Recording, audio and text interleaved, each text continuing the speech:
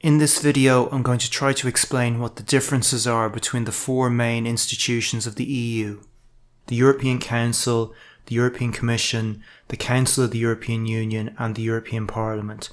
The names that they use can be a little bit confusing. I think the first thing we should do is take the Council of the European Union. This used to be called the Council of Ministers. That's the name that I'm going to be using in this video because I think it's a more accurate description of what it actually is. We then should group the European Parliament and the Council of Ministers together because they are the lower and upper houses of the Parliament. The European Parliament is really the lower house. It's like the Chamber of Deputies in Italy, or the House of Representatives in the United States, or the House of Commons in the UK.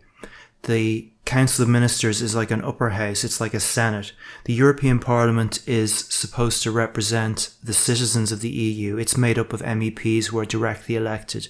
The Council of Ministers is supposed to represent the national governments.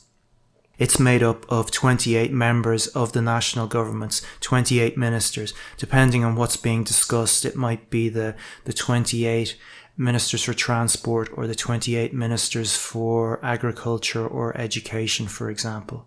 So these two chambers, they discuss legislation, they debate it, they can make amendments, they can reject legislation, or they can pass it. During this video, I'm going to include screenshots from the Eurlex website. That is the European Union's official website for legal documents and treaties. The screenshots are going to be of the Treaty on European Union, which is the treaty which describes how the institutions of the EU work. This is the Maastricht Treaty from 1992, which was then amended by the Nice Treaty, the Amsterdam Treaty, and the Lisbon Treaty. So the current updated, amended form is called the Treaty on European Union. That's what these screenshots are from. So let's see how the Treaty on European Union describes the Parliament and the Council.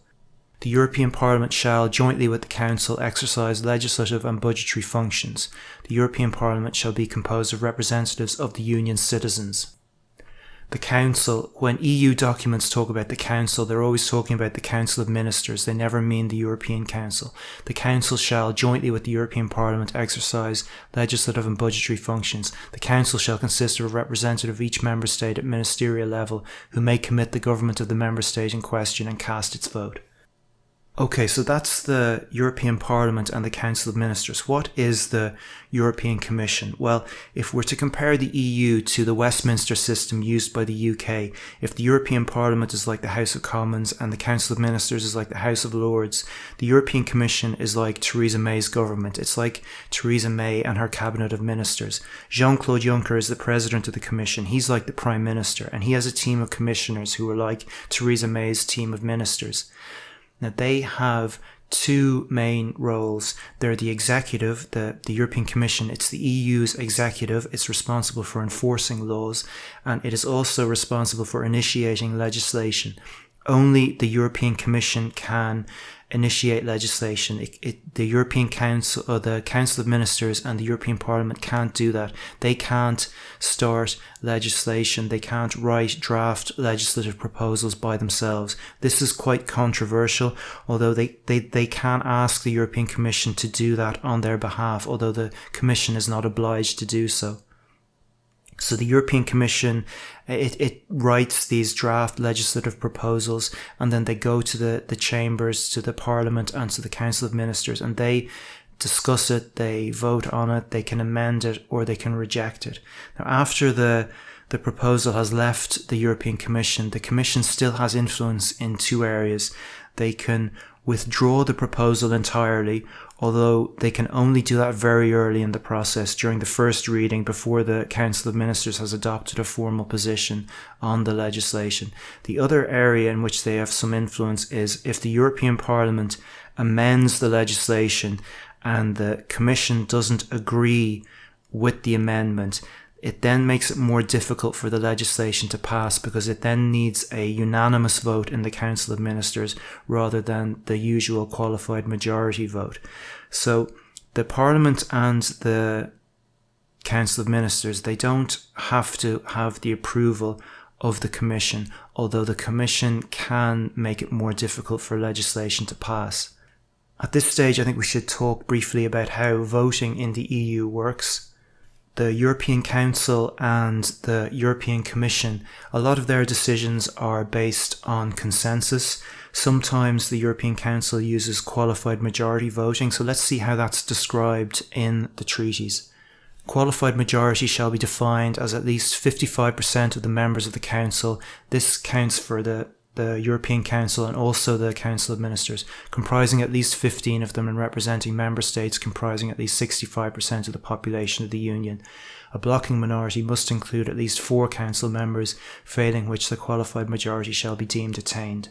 The European Commission doesn't use this qualified majority voting system because the commissioners they don't represent their countries. They're supposed to represent the EU as a whole.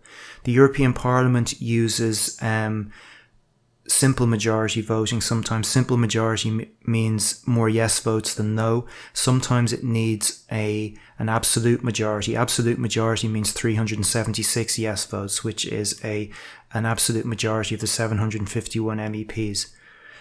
Which system it uses depends on the stage of the legislation, whether they're voting on an amendment, for example, whether they're rejecting something. The Council of Ministers uses qualified majority voting. That's its default, and sometimes it needs to be unanimous, like in the example I described when it's voting on an amendment from the Parliament that the Commission doesn't agree with. So let's go back to the European Commission and let's see how it's described in the treaty. The Commission shall promote the general interests of the Union and take appropriate initiatives to that end. It shall ensure the application of the treaties and of measures adopted by the institutions pursuant to them. It shall oversee the application of Union law under the control of the Court of Justice of the European Union. So that makes it clear that the Commission is the executive. Union legislative acts may only be adopted on the basis of a Commission proposal. So the Commission has a monopoly in terms of starting legislation, in terms of drafting legislative proposals. One major difference between the Commission and a government or an executive in the Westminster system is the commissioners are not MEPs, they're not members of the lower house, nor do they represent a majority faction in the lower house. The 28 commissioners, you have one from each country and they are selected by the national governments. The president of the commission then decides which commissioner gets which portfolio. So this is why you often hear this expression, unelected bureaucrats. This is usually referring to the commissioners because they're not elected. Why is that the case? One of the reasons is because in the past, the European Parliament was much smaller and less important than it is today. So it wasn't really realistic for commissioners to be drawn from the Parliament. For a long time, how the EU worked, you had the Commission would draft the laws and then the Council would vote on them, and the European Parliament only played a minor advisory role. Over time, the Parliament has grown in power and importance so that today it's more or less equal in power to the Council of Ministers, but that wasn't the case historically. So the President of the Commission, how is he selected? Well, he used to be picked by the European Council and then he was confirmed in a vote by the European Parliament. But this changed after the Treaty of Lisbon because of this clause. This phrase here, taking into account the elections to the European Parliament. The MEPs interpreted this as meaning from now on, not only should they get to vote yes, no on who the European Council's nominee is, but they should actually get to pick who the nominee is in the first place. In the European Parliament, you have 3 tiers of parties. You have the national parties, you have the European parties, which are groups of national parties, and then you have groups, which are groups of European parties. I'll go into this in more detail in my next video, but it's this second tier, the European parties. The MEPs decided that the European party that won the most seats in the European Parliament, that their nominee for President of the Commission should become the President of the Commission. So in 2014, the European parties began to run with Spitzenkandidaten in the election. Spitzenkandidat is German. It means lead candidate. It basically means this person is our nominee for President of the European Commission, and if we win the most seats, this person will become the President. So this happened for the first time in 2014, and Jean-Claude Juncker was the Spitzenkandidat of the European People's Party, which is the party of most of Europe's centre-right Christian Democrat parties. So the president of the commission, he decides which commissioner gets which portfolio, and then the commission as a whole then goes to the European Parliament for a vote, and they can reject it or they can approve it. This has happened in the past. It happened in 2014. Jose Manuel Barroso's proposed commission was rejected because of the presence of an Italian called Rocco Buttiglione. He was a conservative and he had made some controversial comments about homosexuality in the past. He was the proposed commissioner for justice, freedom and security. His brief included civil liberties. So he was rejected and Barroso had to change his proposed commission. The European Parliament can also force the commission to resign during its 5-year mandate. This happened once back in 1999. Jacques Santer's commission was forced to resign. The European Parliament, to do this, it needs a 2/3 vote in what's called a vote of censure. And on this occasion, the vote, it didn't actually go so far as holding the vote of censure. The commission resigned beforehand, but it was clear that if they did not, they would be forced to resign. So that leaves the European Council. What is that? It's made up of the 28 heads of government, usually the Prime Minister. Sometimes, like in the case of France, it might be the President. Jean-Claude Juncker, the President of the Commission, also has a seat on the European Council, as does Donald Tusk, the President of the European Council, though neither Tusk nor Juncker have votes in the meetings. So what is the President of the European Council? What is that role? Well, that person has two main roles. The first is to chair the meetings of the European Council and to try and facilitate agreement. And the second role is to act as a spokesperson for the European Council. So whenever the European Council meets, it's the President of the European Council who comes out and faces the press and announces what decisions have been made. The idea is that the European Council has a single person who acts as a public face rather than there being a different person every time. So the President of the European Council, it's a role, although it's important, it's a role that has no power. The decisions within the European Council are all made by the heads of government. They're not made by Juncker or by Tusk. So sometimes you hear Donald Tusk being described as an unelected bureaucrat, decisions made by unelected bureaucrats, and Tusk is included in that, which is a bit disingenuous really, because he doesn't have any power or a vote when decisions are being made. So what is the role of the European Council? Well, they set the general political direction of the EU. Let's see how they're described in the treaty. The European Council shall provide the Union with the necessary impetus for its development and shall define the general political directions and priorities thereof. It shall not exercise legislative functions. So that's the job of the European Commission, to draft legislation. It sets the direction and the policies through its European Council conclusions. This is a screenshot from the European Council website.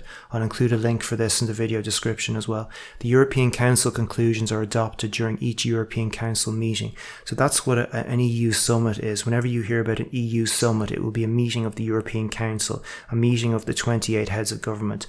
They are used to identify specific issues of concern for the EU and outline particular actions to take. The other role of the European Council is to deal with really big issues, with crises that the other institutions can't deal with.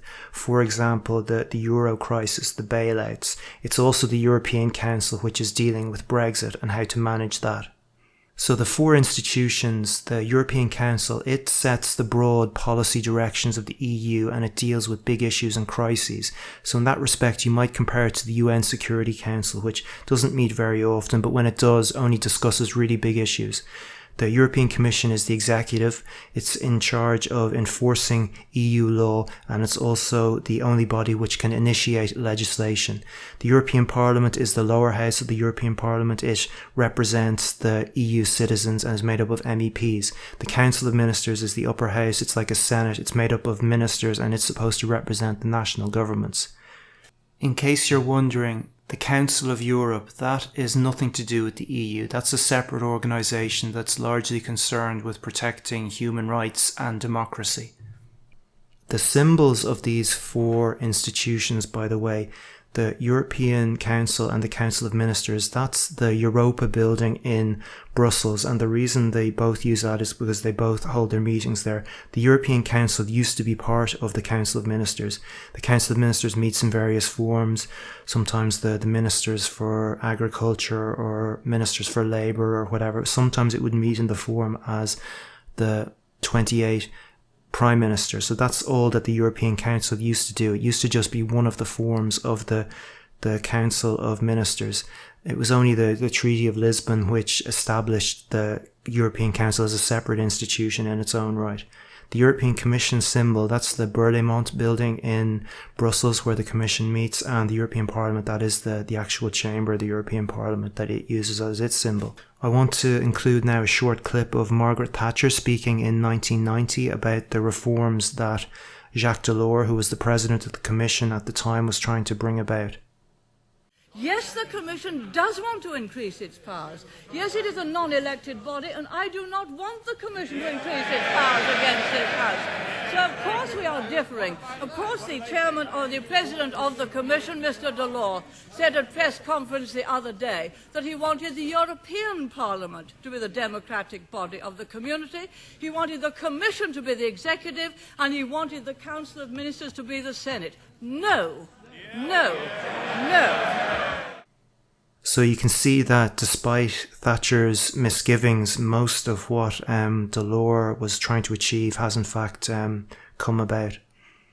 So I've spoken about the four main institutions of the EU. There are three other institutions. I'm going to skip over these quite quickly because they're quite straightforward.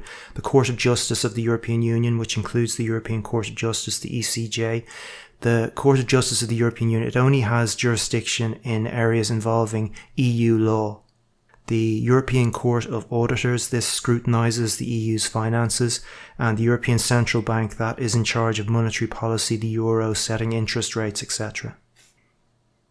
Okay, so I'm going to leave it at that. Hopefully I've been able to explain what the differences between the institutions are.